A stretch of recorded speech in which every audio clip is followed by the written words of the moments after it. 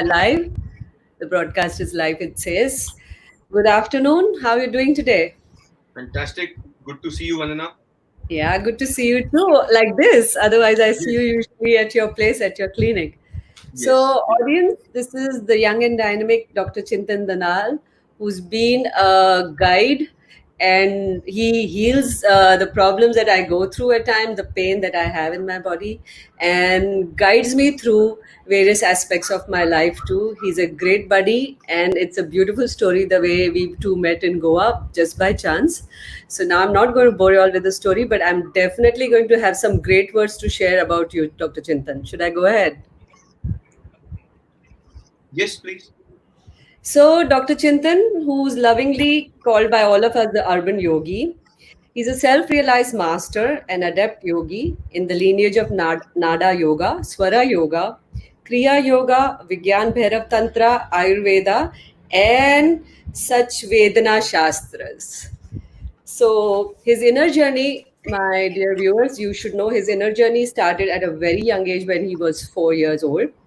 He has conducted more than 50 plus workshops on various aspects and subjects, including acupuncture too. And he's trained more than 900 plus students across the globe.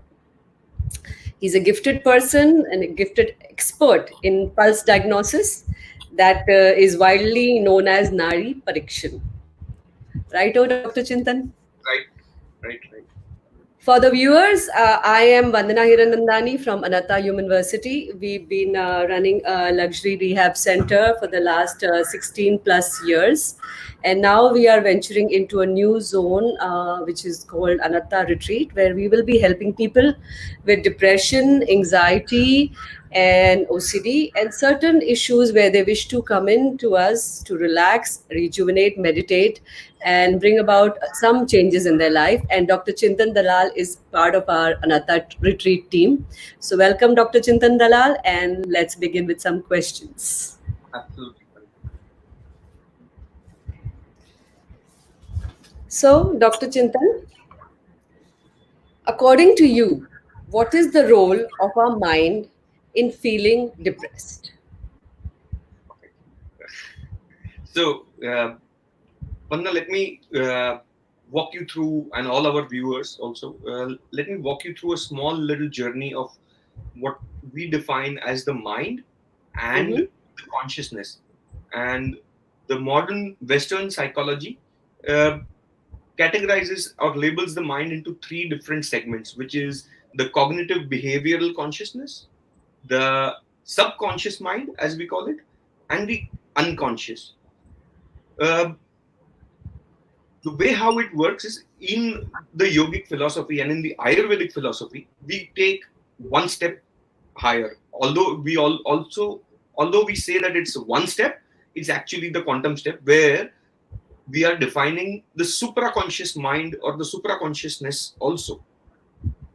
The way how the mind really works is, first you need to understand that uh, clinically we say that inside the body we have the brain, Mm-hmm. but the mind really does not live inside the body.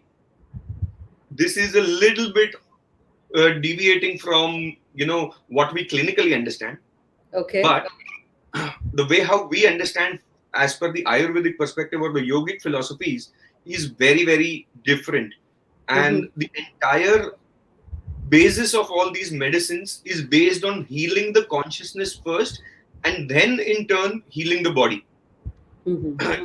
In modern times, unfortunately, we've forgotten the roots and the fundamental basis on how these medicines got created or how these modalities got created over the last thousands of years. And we've bifurcated the two. We are looking at the mind and the consciousness separately, and we are looking at the body separately. We need to learn to collaborate and look at it as one single organism. Mm-hmm. Okay? Now, when I say that there are different layers to the mind, what we understand as when we are right now, you and I are talking, we are currently in the cognitive behavioral mind, okay, which is technically only 3 to 4% of our entire collective mind itself. 70% is in the subconscious, which most of the times are actually quite unaware of. Most people are actually unaware of their true selves. And then there is the collective unconscious, where it's not only you or me individually who is unconscious about certain aspects of ourselves, but it's the whole community or the collective society which is unconscious of so many subtler truths of nature and the way how the universe really operates. Uh, your question being, does mind really have a role in creating depression? Yes, it does, because that is from where we experience things in certain manner. That is how we are able to express our feelings, our emotions, our thoughts. Mm-hmm. What we experience physically are the sensations of what we are going through within our mind. Correct? Mm-hmm. So, mind has the most fundamental role in obviously depression, where we are feeling, I would say, let's say claustrophobic, or we are feeling encumbered, we are Mm-hmm. feeling bogged down in certain manner, we are feeling suppressed, and your body also wants to react and it wants to jump out of it, but it really doesn't understand how to. Okay. So while treating depressions, the fundamental basis has to be that we need to understand different layers of the mind. From what layer is a root cause or a trauma, as we say, emerging? Okay. A lot of people will, in the traditional language, a lot of people would blame it, let's say, on karmas and stuff like that. But that's not how it is. Okay. We will not go in that direction. We will try and keep things very, very simple and clinical, so that every person can understand scientifically what it is and how easily we can help people in relieving, let's say, their depressions, their addictive behaviors, and even their psychosomatic ailments. So you did mention, Dr. Chintan, in your conversation just now, you did talk about a body wanting to get out. Correct. While my mind is having these thoughts, my consciousness is playing a role in depression or any other mental health issue, but my body is not comfortable. It wants to jump out. Can you elaborate on this? Absolutely. Absolutely. So, what it is when you, let's say, you are undergoing a repetitive thought. Let's say it's not really a depression, but it's just a generic anxiety. Right now, let's say, fortunately, most of us are now out of the lockdown mode, but a lot of people are still undergoing a lot of anxiety, a lot of fear, a lot of insecurities. Yes, obviously, all of us understand that so many of us are probably out of work, or we don't know. The future is uncertain. Correct?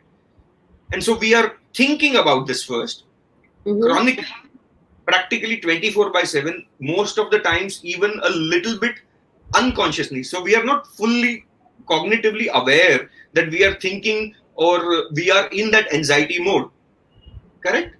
But that also will start showing on your physical body, where a lot of people start experiencing backaches, a lot of people start experiencing headaches. Your body is on a little bit of an edge all the time. It's wanting to run, it is wanting to do things, but it doesn't know how to. This is what is the sensory perception of the underlying flow of the thought processes that the body or the mind is actually going through. Okay. And these are simple reactions by the body. These are signals by the body. Pain is a signal by the body that something somewhere at the emotional front is deeply out of balance. Mm-hmm. Okay. So So, you are trying to tell me that pain is our sign for our yes, body to pick up what maybe we are not able to judge or guess. absolutely. Absolutely. Absolutely. Yeah, pain or any type of a sensation is a sensory perception. It's a sign, it's a signal. The body is Mhm. signaling you that it needs resolution.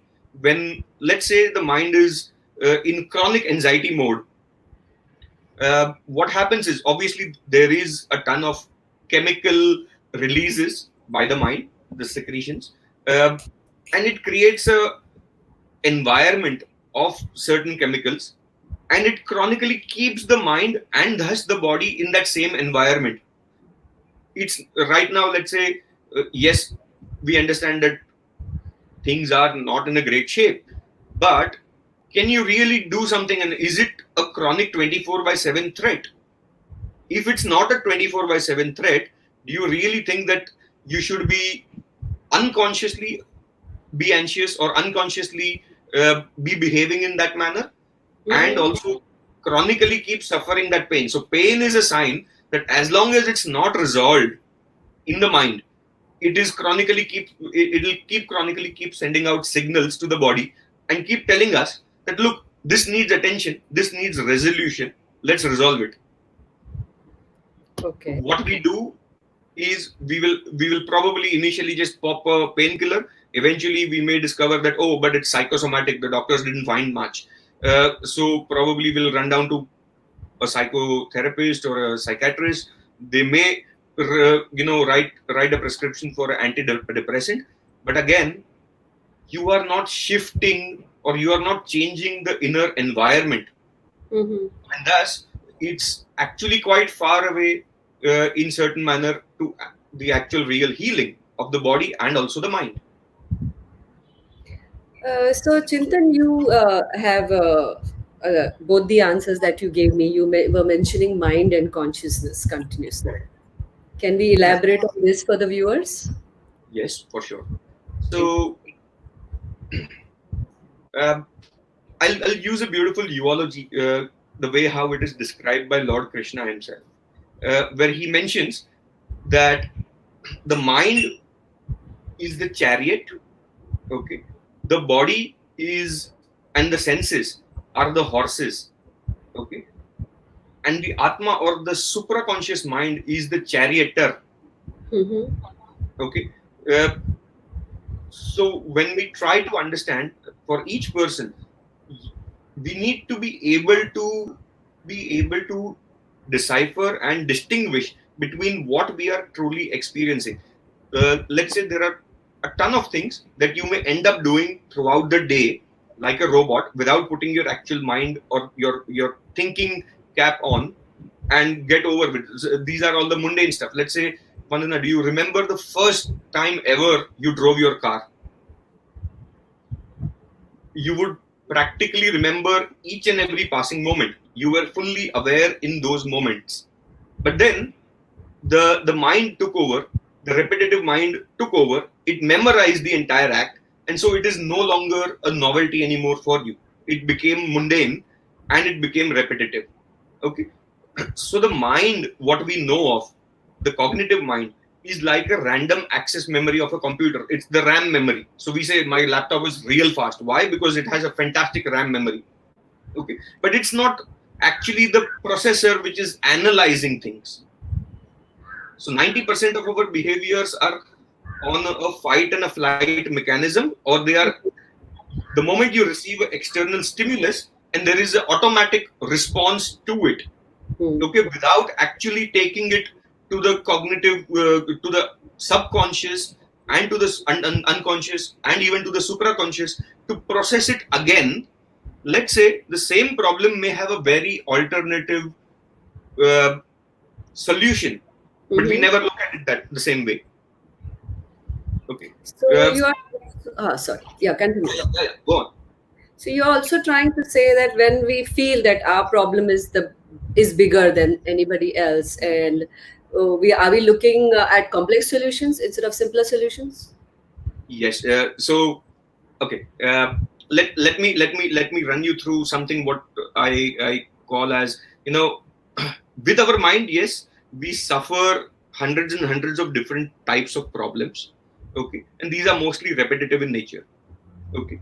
Uh, we actually, the ego, as we mentioned, actually takes pride in this Mm-hmm. suffering. We are most people are in general not looking for a solution because the ego feeds and survives on pain and suffering. And so it will keep attracting one problem after another, every time a little bit larger than the previous one, because it loves getting hit. Okay. That hit will release uh, adrenaline in the body. and the body gets addicted to this adrenaline rush. Okay, Mhm. and every time you want to have a rush, okay, it's practically like a heroin addiction. You want to hit. You will create a problem unconsciously for your own self, Mhm. and then you will want to try and fight it, because every time you go through that, okay, that fear, that anxiety, and that rush, we call it, obviously it's like a sugar rush, the adrenaline rush, and the ego survives, it feeds more, it grows more. It's like this every time, your ego makes you go through a problem Mhm. and come out victorious. Your ego gives your mind, and your ego actually gives you a pat saying, you know what, we've survived it, you You're trust a me, you're a winner, you trust me, and I'll get you to a safer place someday. But Mm. for now, let me feed on you. Okay, So no so this is how assurance, but I'll get you to a place someday. No assurances, someday. but I'll No get you to a assurances. place. No assurances. Okay. Uh, in uh, in the philosophy that I teach, we call this as it's a quite an extensive theory, which we Mhm. call as angle theory, where the farther and farther you keep going from your natural destiny, Mhm. you start attracting more and more financial, relationship, and then obviously physical ailments. Mhm. And every time your ego helps you jump over these, you get another cookie and a brownie point, and you go even further from your natural destiny. Finally, one fine day, you have a chronic ailment, probably a terminal sickness, and nature gives you that one last opportunity to shift, to change, and come back to your true nature, or your true natural path and destiny. Most people fail to then take the signs and signals. They fail to shift, they fail to change, and that is why they keep suffering. And at the end of the life, they actually find the entire process quite futile. And that is also why they go into a deep state of depression, suffering, and mental agony, and obviously physical ailments. Chintan, a lot of questions have come in my mind while you've shared this, but I'll just ask you this one first because you did mention about the hit and you mentioned substances. Yes. So, and we are talking about depression too. My Yes. question now is addictive or depressive behavioral patterns? Why Mhm. do people develop these? We were talking about the patterns, about the hit and the way people move about when they experience it. So, why do Absolutely. they develop these patterns? Okay. So, Vandana, understand that when a young child is born, okay, he's like a brand new, fresh disk. It's like a computer which just come out of the store, okay, and we haven't trained it yet. Mm. And this entraining of the brain happens. It starts by the society. The child is actually absolutely fresh and receptive. It Yeah. doesn't know its name. It doesn't know its religion. It doesn't know whether he's black or white. It doesn't know anything. It's just fresh and receptive. And then the society starts feeding it patterns. The society teaches it that, this is who you are, this is how you are supposed to behave, this is how you are, whatever religion is. And these patterning, every time you listen to this, uh, it's like a groove formation on the brain. Okay, it's like this: when you write a CD-ROM, what you do is you create a groove formation, a very subtle groove formation on the CD-ROM. The same way, Mhm. every time you go through it, Mm. that groove gets deeper and deeper and deeper. Mm. Okay, and so it becomes a very oblivious and an unconscious fixed pattern in your behavior. Okay, I'll share a quick example. A couple of years ago, uh, I was at a hospital, and I was just walking about, and I couldn't see. I could overhear two people vehemently discussing about how bad smoking is.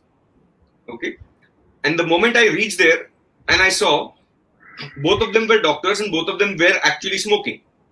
They had become so oblivious to their own patterns, where your cognitive mind is talking something very different, but your subconscious is making you do something very, very different.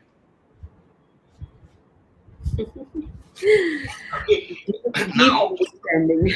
these self-sabotaging patterns, these become self-sabotaging patterns. These become our blind spots.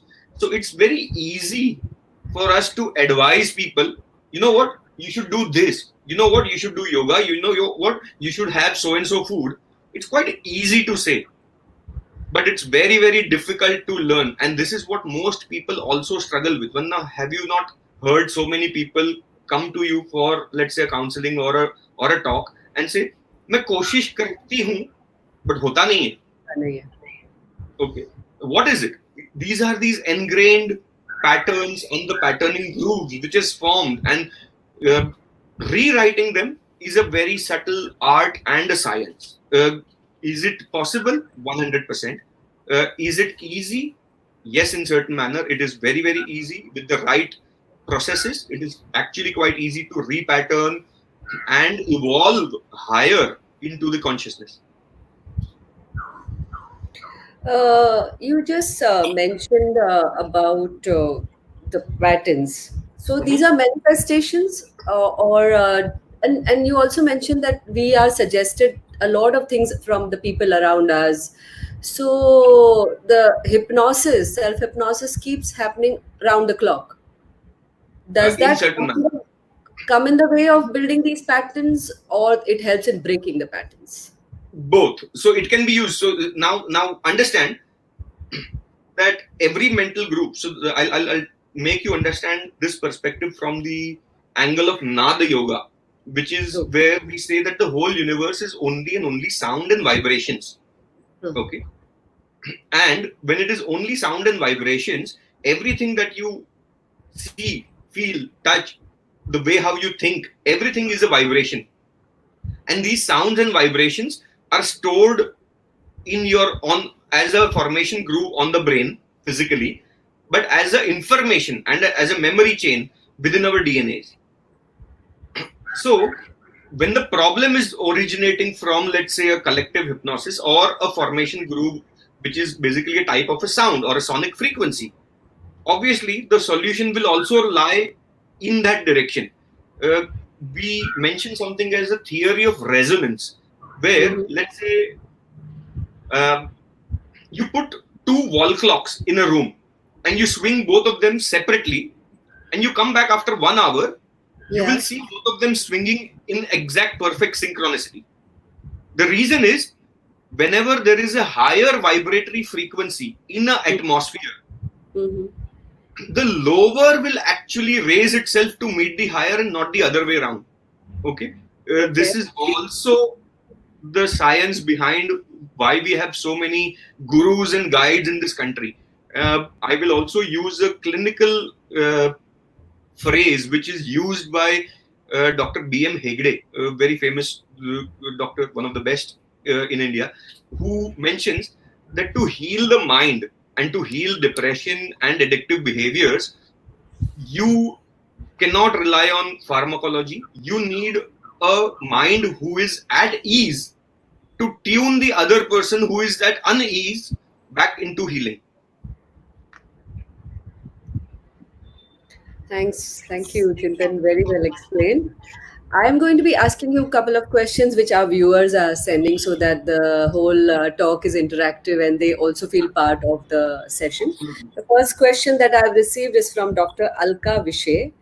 If in Ayurveda, since you are part of Ayurveda also, if in Ayurveda we believe if we purify our body through detoxification processes, automatically mind will be purified. What's your opinion? Absolutely. So Ayurveda, let's say, because she herself is a Vaidya and an Ayurvedic practitioner, I'm hoping that she would have, because it's not a part of the curriculum anymore. She would have read through the entire Charak Samhita and the Shushruta Samhita and the the Vagbat, which is the Ashtanga Hridayam and stuff. Also, if you read through most of the traditional medicines, so it may be Taoist or the Chinese medicine, may be the Ayurveda, may be the Middle Eastern medicine, which is the hijama and those modalities, or even the Hippocratean medicine, 70% of the literature is focused upon treating the consciousness and the mind only. And only 30% of the literature is, in turn, when you can understand how to treat the mind, you automatically know how to treat the body. Because the body will react to the subtlest of the shift in the mind and its consciousness very instantaneously. All of us know fantastic. So, per se, we say, I've seen miraculous healing in life. How did that really happen? The body actually is a very fast receptor. The moment something goes right, the moment you are back in tune, back in rhythm, the body comes back in rhythm also. Uh, Using Ayurveda and the certain techniques in Ayurveda, in terms of Shodhan techniques of Ayurveda, which is Nadi Shodhan, is one technique, uh, which is a physical technique of Nadi Shodhan. There is a yogic technique of Nadi Shodhan, which is the Nadi Shodhan Pranayam. And yes, there are elaborate functionalities and modalities. There are processes. Diagnosis is the most critical aspect. What tool to be used for which kind of psychosomatic disorder or which kind of behavioral disorder is actually very, very critical. The way how modern medicine is practicing, including the modern Ayurveda, the way how it is being practiced, is people want a one pill which fits all. And that's not really how it is. Every human being is very, very different.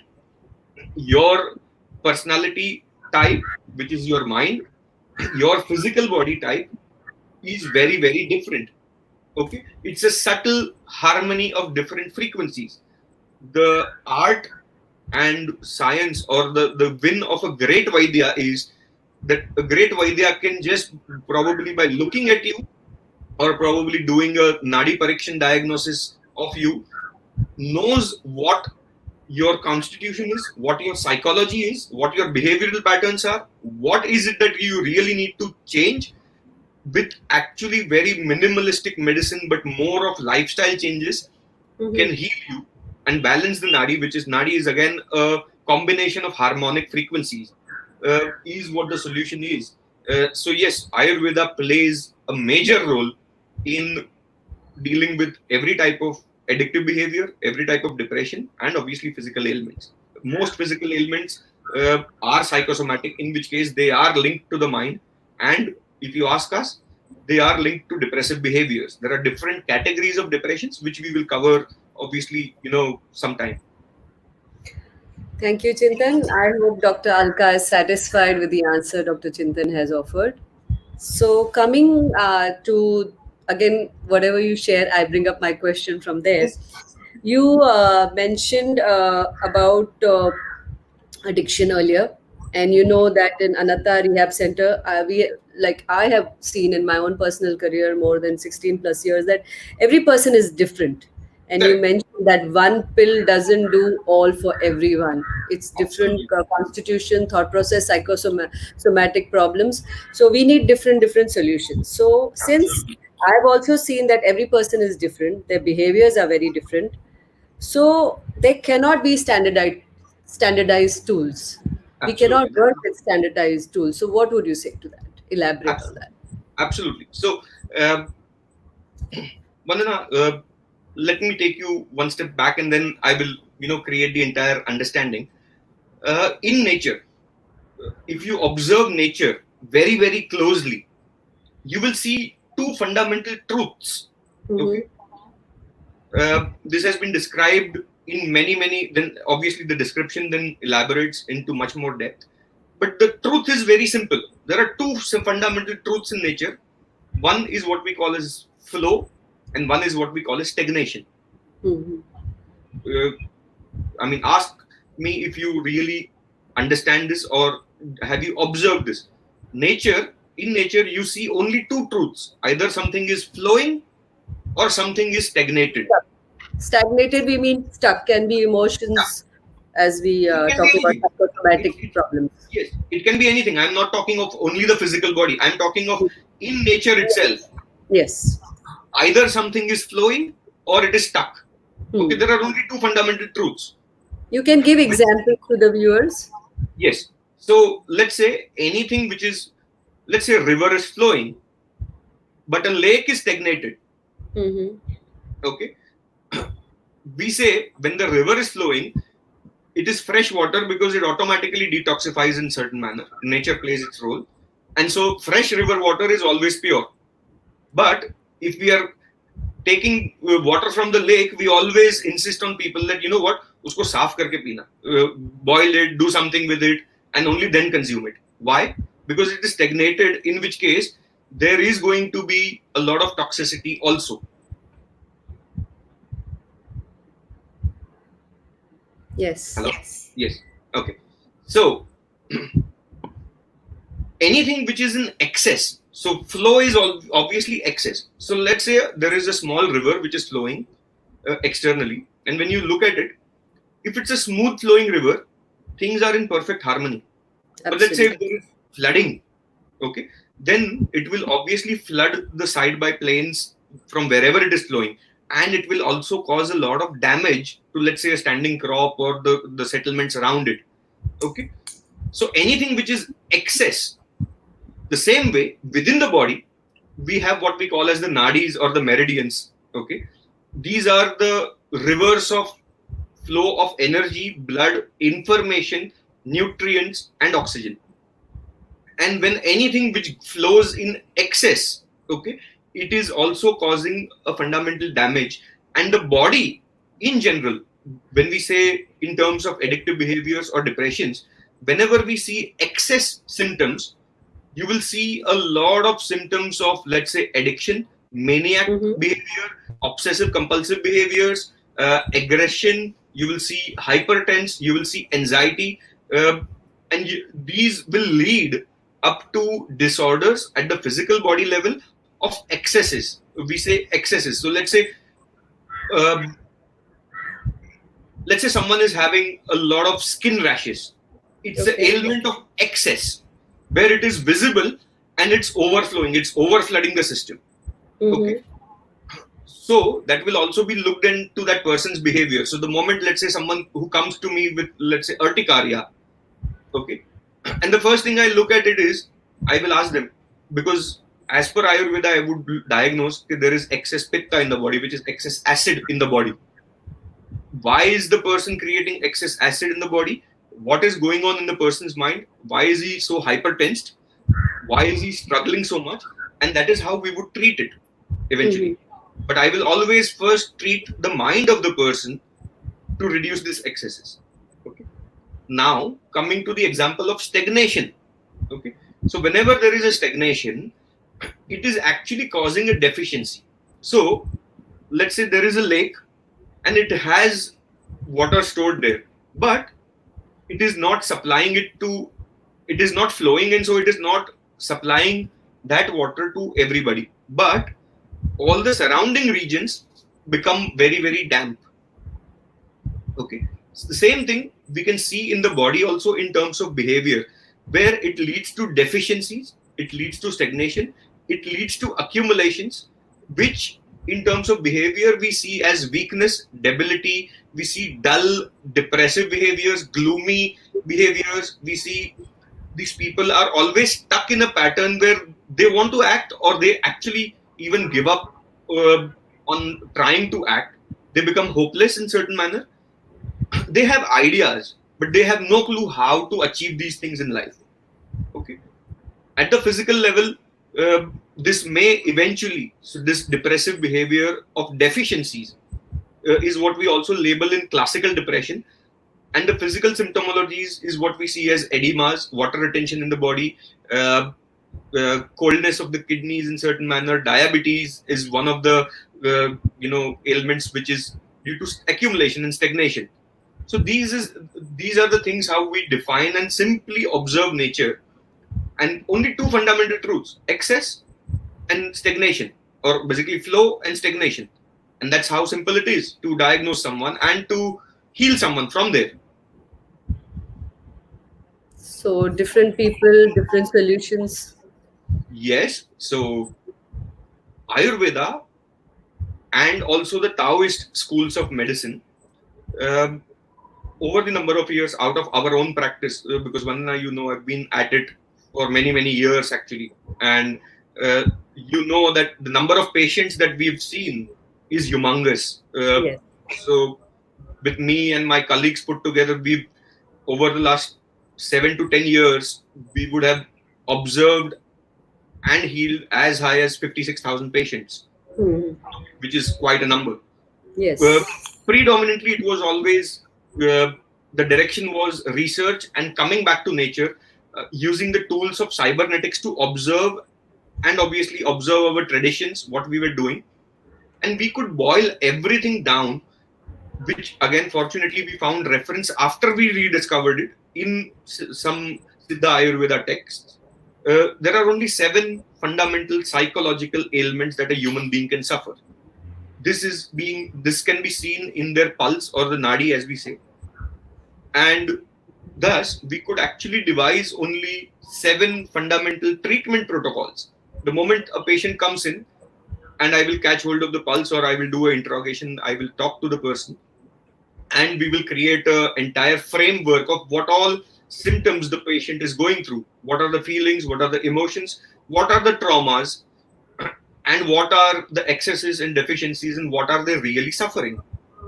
And simply by treating these 7 psychological ailments and bringing them back to harmony, most of depressive behaviors, addictive behaviors, and obviously disorders come back to harmony. They get healed very, very naturally and very quickly, actually, at times. So, Chintan, and again, a lot of questions, but I think I'll take a separate session for my question because I'm getting a lot of phone calls and questions coming up for you. Mhm. So, one is from Dr. Nilesh. Does the subconscious mind repair you, and how can you train your subconscious mind? So there are a lot of processes. Subconscious mind can work both ways.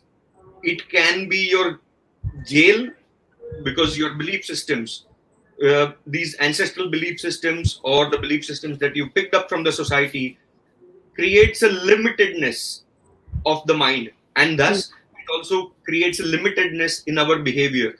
So a lot of people struggle with success, a lot of people struggle with relationships, a lot of people struggle chronically with health, and they have a fixed belief system. This belief system, or as a jail, is laid down. The foundation of it has been laid down by the subconscious mind.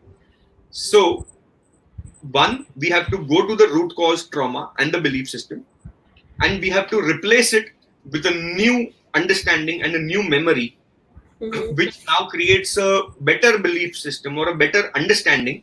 And so every time the same stimulus or the same information is received, we will process it differently and we will act differently out of it. That is Training what the is entraining the mind in certain manner. Yes, and there are so many modalities to do that. There are so many modes of means and modes of doing that rightly. Okay. Chintan, you spoke about Nadi Prediction, which we know you are an expert, a genius at that, and I have a personal experience. Can you elaborate on the modalities of Nadi Prediction or the pulse diagnosis? Modalities, can you I mean, You can, modalities. Huh, as in, I'm trying to even ask you, how do you go about it when a person comes, visits you, or has okay. come to a retreat? How do you go about it, and what are the So modalities you follow? okay. So first things first, I will throw a little bit of light on this very ancient science of Nadi Prediction, very elaborate science. To be very honest, we say that if a Vaidya or any doctor, in today's times also, but in traditional times, we say if a Vaidya does not know how to read the Nadi, then you should not be calling them a Vaidya. Okay? Okay. Because the very philosophy of medicine and the very philosophy of healing was very different in the yesteryears, in back in the day, in the traditional Hmm. times, Hmm. where just by looking at you, or just by looking at your tongue, your eyes, your hair, your face, your physical structure, and catching hold of your nadi, which will tell us everything about your not only about your physical body, It will also tell us about your emotional body. It will tell us about your ancestry, especially in terms of your mother and your father and their emotions and their physical build at the time when you were conceived. So we can go Really? that much back Oh. into ancestry also. Mm-hmm. Okay. And then it will also tell us, uh, this is, let's say, your Vandana, this is your natural behavior, and over the number of years you've shifted or deviated from your natural course. So it will tell us about the vikrutis. It will tell us about the vikrutis of the physical body. This is how the entire science of Nadi Prediction really works, where there are 7 layers to the Nadi, divided into Kaf, Pitta, Vat, and then each layer divided into 3 further layers. And so, 2 hands, or 12 different organs. When I hold someone's Nadi, probably you've seen us. I mean, for us, it takes probably half a minute or a minute. But Yes. in our consciousness, we have diagnosed more than 1080 combinations of your physical constitution, your mental constitution, the vikruti, all the ailments and the symptomologies that you may be suffering in the body and in the mind, your relationships, the behaviors in your relationship, where you are stuck in life. All of those combinations would have practically been diagnosed by us in probably a matter of couple of minutes. Okay, and from there, I have a clear roadmap of how to start the process of healing. Now, this is where diagnosis for us, yes, it is actually easy. It has taken us ages and ages to evolve. Okay, and this happens only and only by observing, and working with patients. Uh, but then from there, I will devise a systematic protocol, and my fundamental idea always will remain as the most minimalistic intervention. You have to allow nature to grow. You have to Mm. allow a tree to nurture. You are simply a silent observer and a guardian. Okay. So minimalistic medicines, you Vandana know, I am like, when a patient asks me probably 20 times, please prescribe me something, probably I may say, okay, take one. But otherwise I will use medicine the least. Okay, Mm. I will always focus on natural therapies of, let's say, ayurveda, food, in certain manner. I will focus on acupuncture, I will focus on sound therapy, I will focus on the breath, I will focus on holistic processes which will nurture the person. It will allow them to grow on their own. The fundamental idea is not to create creepers, but to create trees. Very well explained. Thank you, Chintan. Not to create creepers, but create trees. Beautiful. That brings me to this thought. You already shared a few tools of your expertise, but can you list it for the audience? What are the tools and techniques that you use and deploy Absolutely. to improve the health or the nature of a person, whatever they're going Absolutely. through, the mental health issue also? Absolutely. So, Vandana, let's walk through a beautiful journey of creation itself, and the way how the whole universe came into existence, Mhm. and then the way how our bodies came into existence, and what are the fundamental step by step, uh, you know, the creation cycle. And so each step of creation has a tool and a technique to rebalance it also. Okay. So we will start from the way how it all began, which is what we call as Nada. Nada means, uh, Na is the breath, and Da is the sound of the breath. Mm.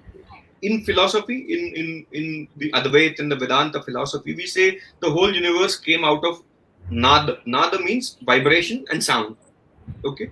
Where the universe took a deep breath in, and everything came into manifestation. Now, breath as a fundamental tool is a forgotten tool, unfortunately. Although all of us are breathing 24 by 7 as a autonomic function of the organic function of the body, and the clinical sciences limit the breathing only till the lungs. But Mm. Ayurveda and yoga knows it goes much deeper. It is the prana, it is everything. Your whole being is out of the breath. And so when you're breathing correctly in a universal rhythm, uh, everything is in harmony. But when you are not breathing correctly, everything is in disharmony. Okay. Mhm. Uh, so when you're, let's say, if someone is going through anger, you will observe that their breath actually becomes very fast, very shallow, upper respiratory breathing, and it will create or secrete chemicals in the body, which will create more acidity also. Yeah.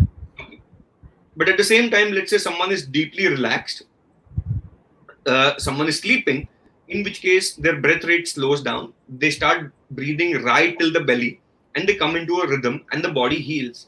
This is also one of the reasons why, when insomniacs, when they cannot sleep, your body is not able to rejuvenate. And when it is not able to rejuvenate rightly, it is not able to heal rightly. And the autonomic nervous system does not kick in and it is not able to self heal itself. Okay. So the next step in this journey of nada is what we call as which is the sound of the breath. And so, Okay. as I said, the whole universe is only and only sound. Mm-hmm. And so, everything that you see, feel, hear, touch, sense, and believe, all your belief systems, all your ancestral systems or ancestral beliefs, we say ना कि ये तो मुझे वारसे में मिला है मेरी मैंने this runs in the Hiranandani family, let's say, Inherited it. inherited. What is it that is truly inherited is simply the memory chain of that really does not hold true. Okay, and it can be changed. So that is the sound which is ingrained into our mind, and every time we hear that sound is we respond exactly the same way.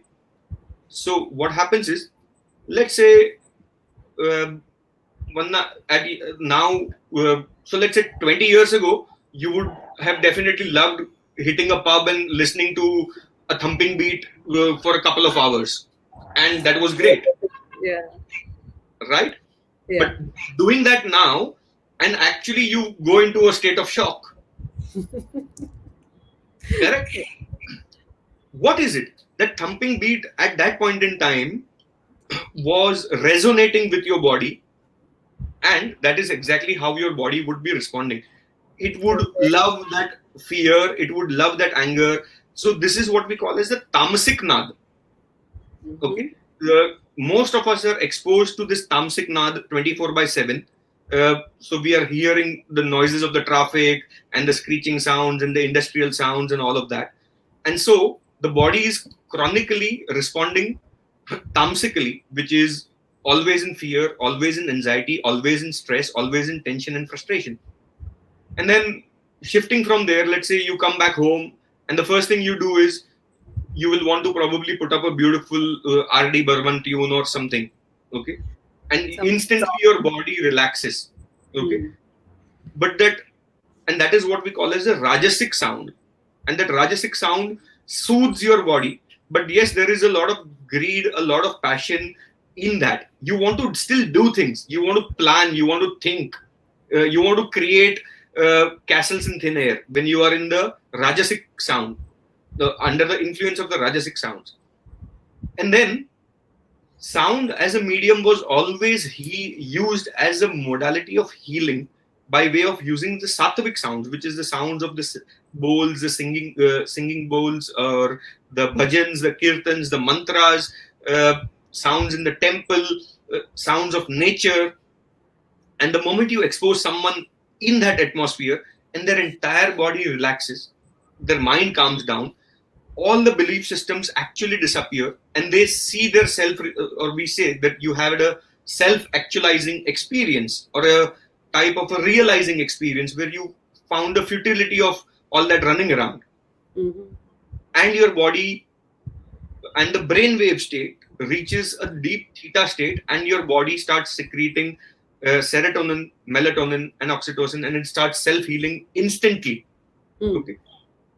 And I have seen fantastic recoveries from even terminal illnesses simply by helping someone attain that sattvic resonance sound in their body, and everything disappears. Why? Because it's the property and the quality of that resonance The moment you come in that energy field or that sonic field, and things are back to harmony. Okay. Mm-hmm. From here, so let's say now you understood the breath, which is na, the, which is the sound, which is together, we say nada, which is No. the consciousness of Mm. the person. Okay. So from nada, and it is always flowing, your consciousness is always flowing. So your, let's say 2 hours ago, your reality was different. Right now, your reality is very different. And probably 20 days later, your reality will be different. It is in the constant flow of motion in time. Correct? Mm-hmm. Mm-hmm. From nada, you have what you call as your cognitive behavioral mind, which is Nadi. Nadi is, let's say you have a fixed behavioral pattern. This is how I know you are Vandana. Okay. I know Vandana's quirks. I know her shortcomings. I know her strengths. I know her weaknesses. Correct? So that is Nadi, or the flow of the mind and its consciousness. And from the Nadi, we have the third step, which is the Nadis. Nadis is the meridians within the body. Okay. So the Nadis is where we use acupuncture as a science to rebalance the flow of these energy meridians and the information that is traveling through the entire body system. So the third modality that I fundamentally use is what we call as Suchi Vedana or acupuncture, because although the moment someone says acupuncture and you think of China, but fortunately acupuncture developed in the Siddha Ayurveda system in South India, and that is the system that I use. I do not use the traditional Chinese method. Uh, I mean, different philosophies, different understandings, and so we use acupuncture as a science to rebalance a lot of imbalances, especially the mind, Okay. because these meridians carry all the information from different organs. So I mentioned that each organ has its own individual intelligence or emotional intelligence and its own psychological behavior. So Mm. let's say ego and action uh, arises from the liver. So we call the liver as a great warrior in certain manner, and so it basically feeds the bloodstream with that emotion, with those chemicals, and that goes to the brain, and the brain processes it. And the brain is simply a processor of information, but the emotions are coming from the different organs of the body. And so we fundamentally will work on the psychology of each organ, and to balance these psychologies, it is a subtle art of rebalancing the energy flows. If there is excess, you remove the excess. If there is a deficiency, we fill in the deficiency and the gap, and that is how we come to harmony.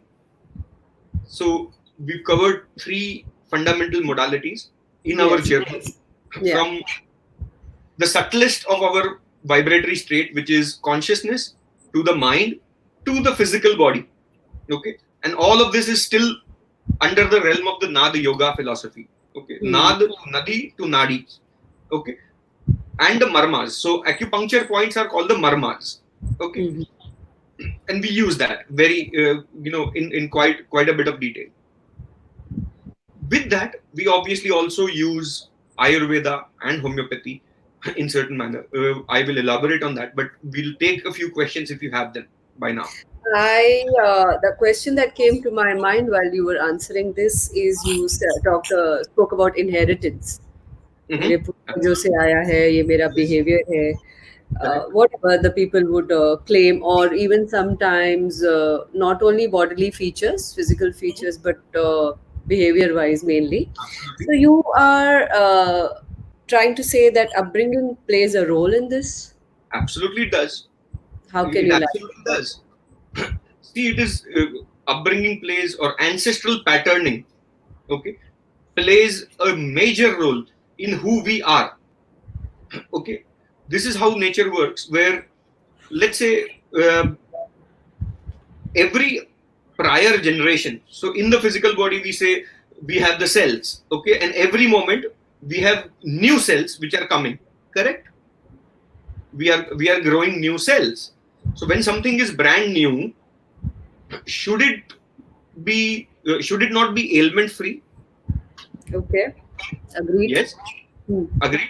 But let's say, Hmm. Vandana, you are now, of a X age, and you Hmm. say, "Okay, but ye knee pain to jata nahi hai." And technically, science says that cells are growing every moment, and so Hmm. old cells would have died.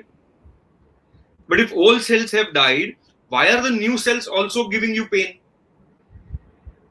Okay, memory, the chain of memory. Hmm. Whenever a parent is dying or throughout its life, it Hmm. teaches its child to be like me. Okay, Okay. Hmm. this is what we call as upbringing. This is what we also call in Hindi as sanskaras, given by gifts of our parents, mostly limited, which will then further limit your growth also. But that is Hmm. what family is all about, and that is what evolution through the family structure is all about. Hmm. But the same way, a outgoing cell will store that memory in the new cell, be like me. And that is why cancer cells also die, and the new cancer cells are actually growing faster. Why? Because it is saying, be like me. Okay. Okay. So, this memory is stored within our DNA and the nucleus of the DNA. And we Hmm. need to gently wipe it clean. Hmm. Okay. By agitating or moving them. So, again, I will take you back to flow and stagnation. Whenever Stagnation. there is a stagnation, it will hold on to that memory bank and the memory chain, and it will keep behaving in a vicious circle repetitively in that same chronicle manner. But when you move it and when you make it flow, okay, it forgets, because in flow we say na pani chalne pe to shuddh ho jata hai, because it started flowing, so that memory chain started getting diluted, and the grip of it on the physical body and on the mind started diluting. Also, the chemical environment which was developed as a concentration because of that stagnation, not only in the mind but also in the body, Hmm. will start getting diluted. That is also what we called as the Nadi Shodhan techniques in Ayurveda. What is Ayurveda trying to do? It is trying to move things, it is trying to flow things and flush Hmm. it out of the system. Okay. Okay. So that repetitive behavior comes in certain manner from what we received from our ancestors, including, now understand that a lot of us by birth also have, we have 97% junk DNA. This is all the memories and Jump. reference to contents. Junk Jump DNA. DNA. Hmm. DNA. Okay. Never So heard this of is this all. word before. Yes. So junk DNA is basically the memory chain from 72 generations of your mother and your father's side. And they are their memories and learned behaviors. Look, as human beings, we are evolving.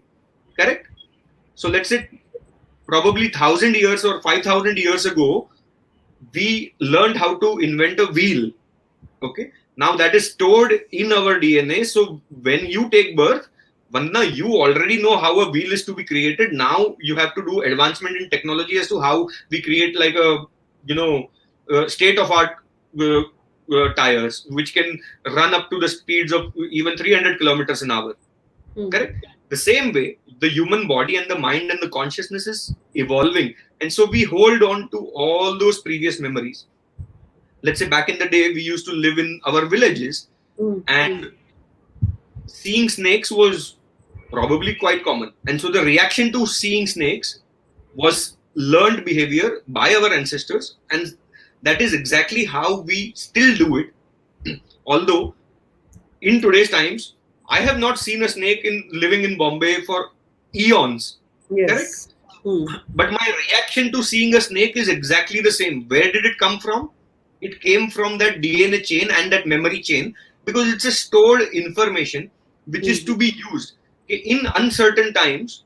Let's say this lockdown or this pandemic, or probably even the demonetization that happened, never happened in my lifetime. Okay. So I did not know how to actually act and react to React. it. Hmm.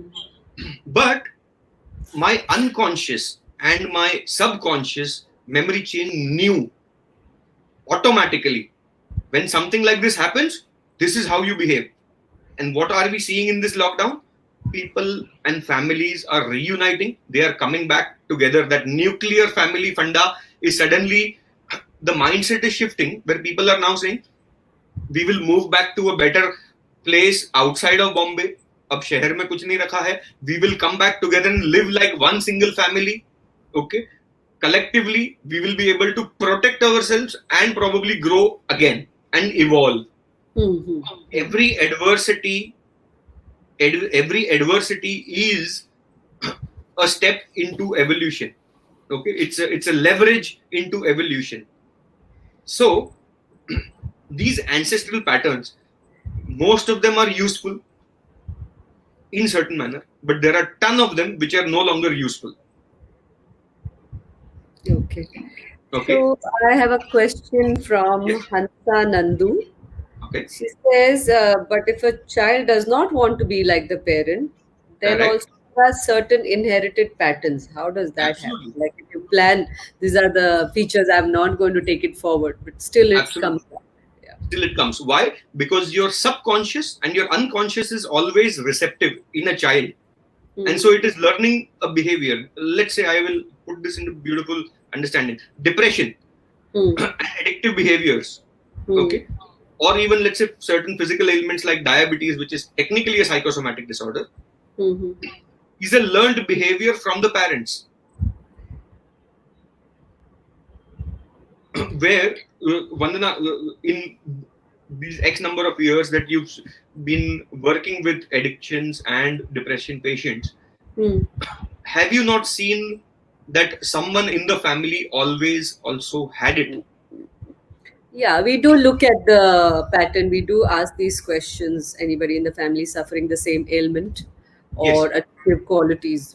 That is part of our initial questionnaire. Diagnosis. Yes. Why Diagnosis. is that so? Why is that so? Because as children, even as adults, we unconsciously and subconsciously are reading and processing a lot more information than the simple cognitive mind, which is when we are wakeful state, when we are in the wakeful state. And so we are receiving.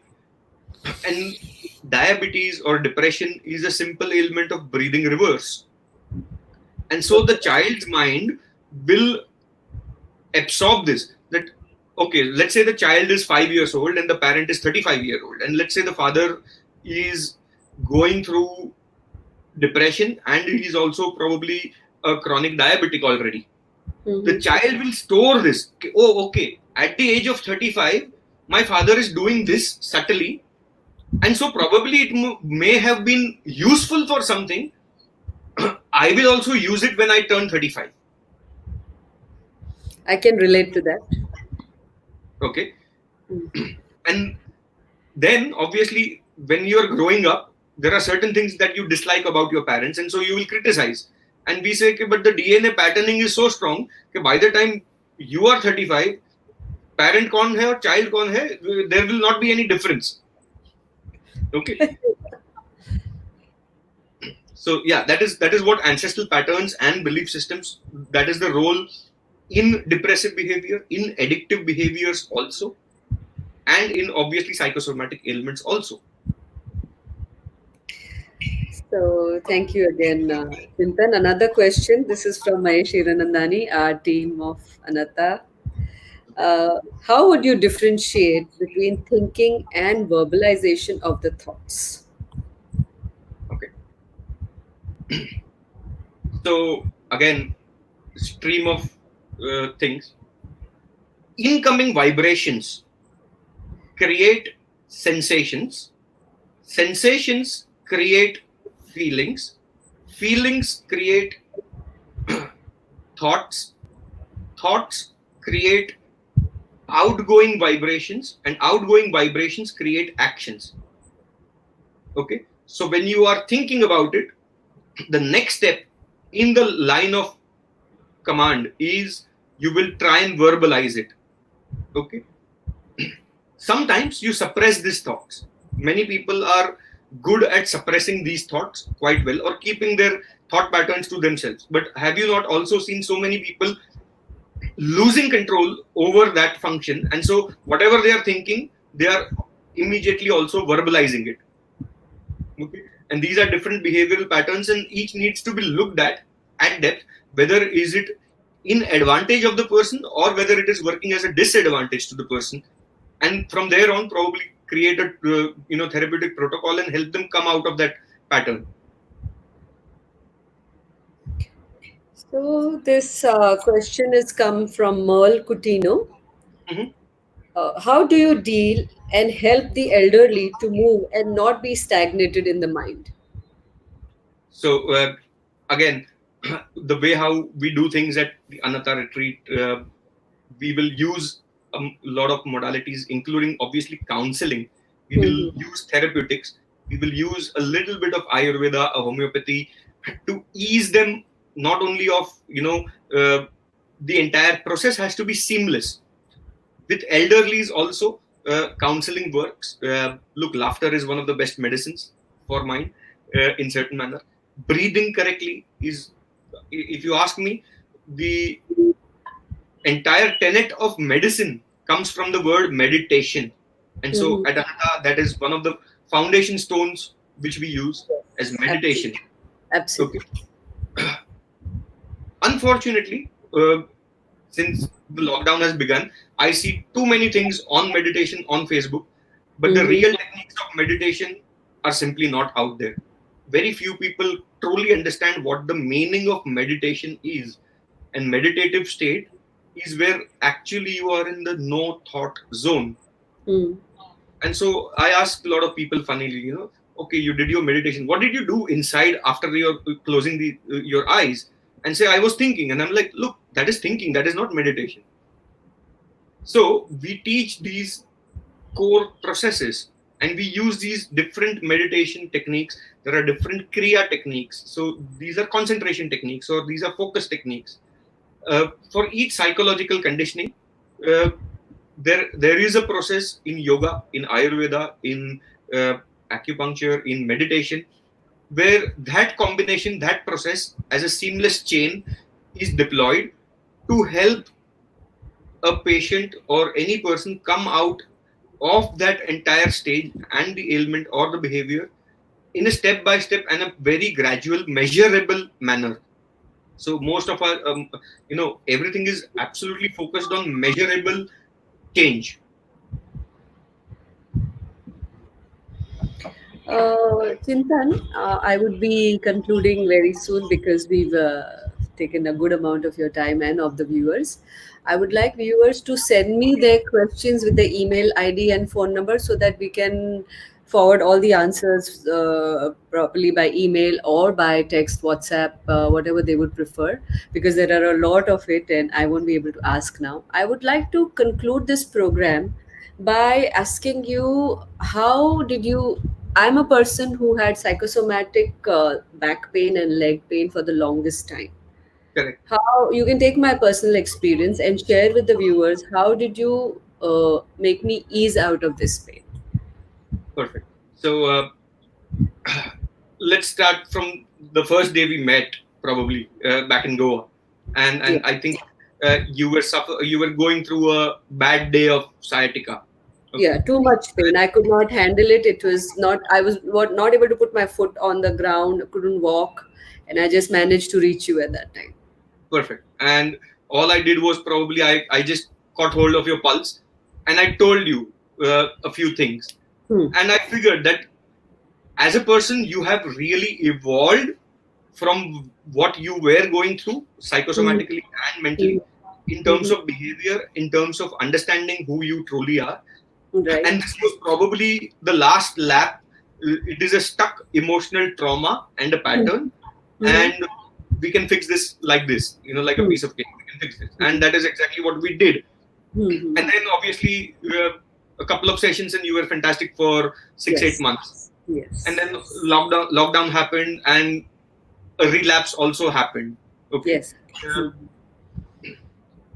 where then eventually I figured something in your consciousness as an emotion.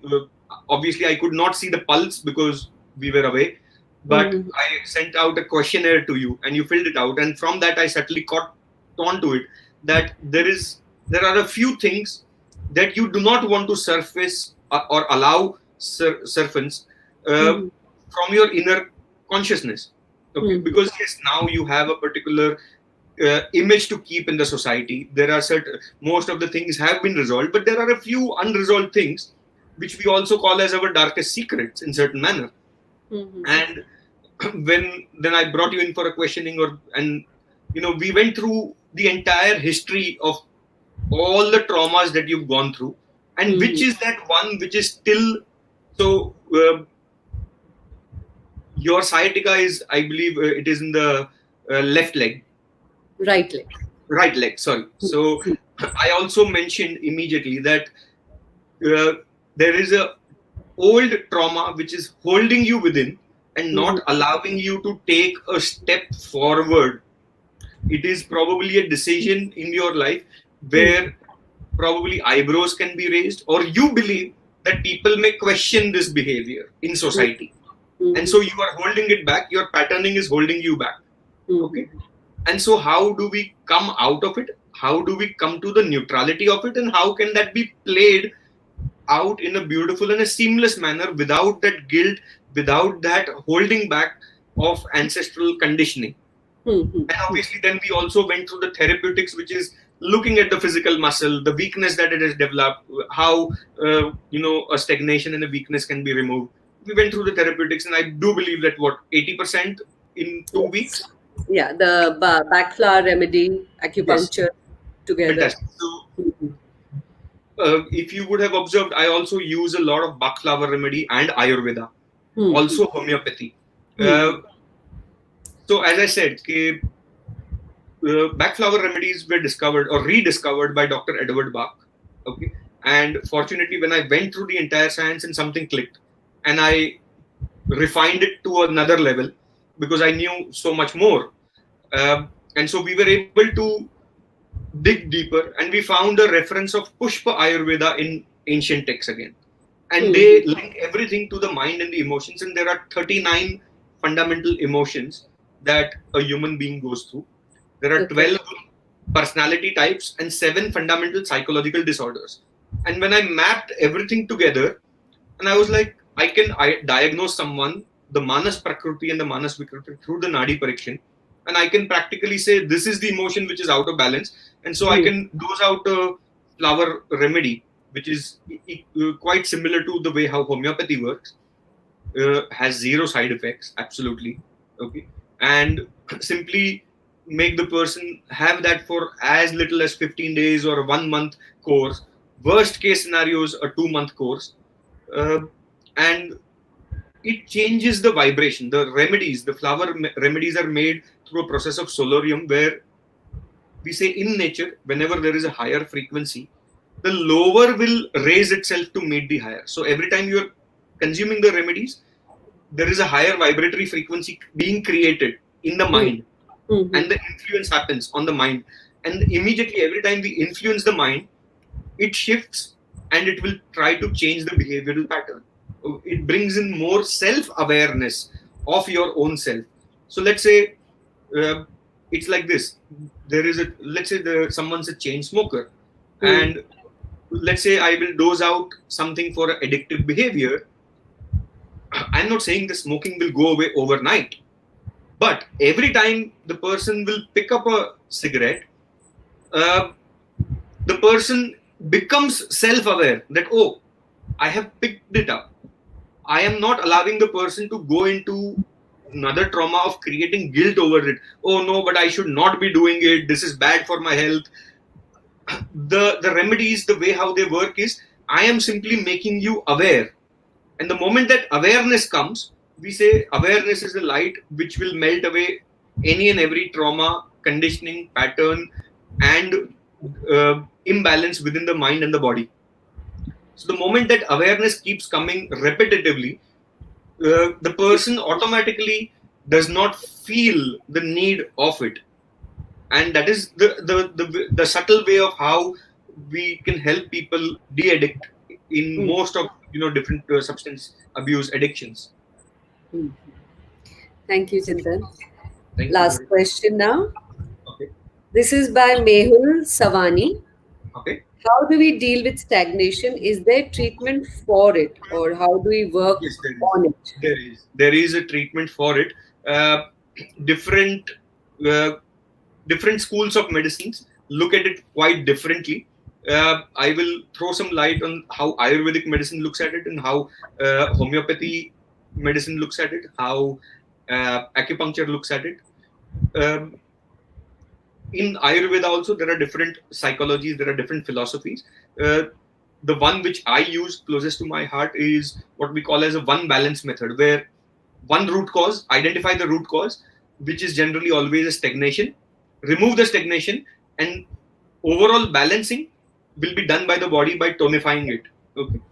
Similarly, I use the same principle in homeopathy also, where I will identify the root cause and use either a method of simulum or any remedy in certain manner. And also probably Ayurveda, I will use in a very similar manner of detoxifying. At best, at any given point in time, I generally never ever dose more than 3 medicines for a person, because there are 3 fundamental humors in the body: kapha, pitta, and vata, as per Ayurveda. And so all the psychologies also develop from those combinations. And so I will simply identify what is imbalanced and simply provide a remedy only to balance that much. Uh, I see so many Ayurveda acharyas in today's times where they dose out like a ton of medicine, and I'm like, you really don't need this much. So, minimalistic approach uh, is the key to remedies or to medicine in certain manner, because when you, let's say, space element is 97%, Mm. okay, and water, fire, earth, and wind is only 3% of the manifested reality of the whole universe. When a subtle change happens in the space element, the manifested change on the physical realm or the earth element may be as high as 1,000%. Okay, so minimalistic, like a very small. So even with the treatment protocols that you have seen, Vandana, and you would have seen that, we may use probably 2 or 3 points, just stimulate, and at times people wonder, that's it? And I'm like, yes, you want more just for fun?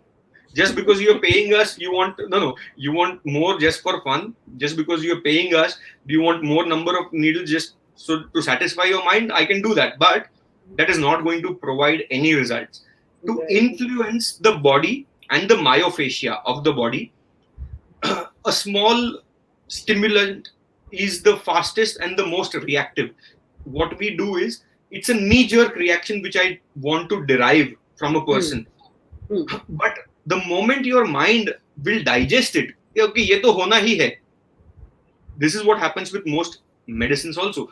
Every day if you are consuming it, then the body has discarded it. We call it the law of diminishing marginal utility, in which case it stops influencing the body and the mind completely. And so it actually starts becoming a poison. Minimalistic way of doing it is, I will do it, see the reaction, help the person grow from that reaction further one step. Then again, only if needed will I intervene.